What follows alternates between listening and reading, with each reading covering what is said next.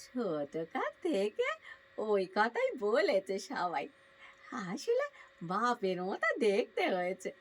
বাপ খুব সুন্দর ছিল বৌদিদি, সাপের কামড়ে মারা গেল। তারপর শাশুড়ির কি গঞ্জনা, যেন আমি সাপ হয়ে ওনার ছেলেকে কেটেছি। সেই জ্বালায় জ্বলেই তো মেয়ে নিয়ে স্বাধীন জীবনে চলে এসেছিলাম।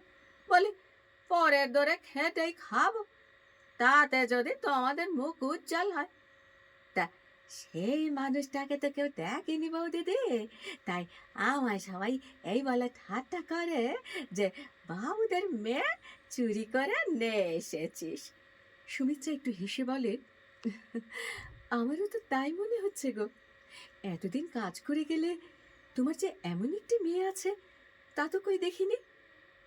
বাসন্তীর সেই গর্ব গর্ব মুখটা একটু মিলিয়ে যায়, বলে, ছোটকালে সঙ্গে না বেরোতাম বৌদিদি, সাথে সাথে কাজ করে কত এগিয়ে দিয়েছে।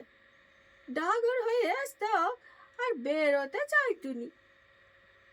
গল্পের বাকিটা শুনতে গেলে চোখ রাখতে হবে গল্প নাটকে তুহিনার সাথে চ্যানেলে।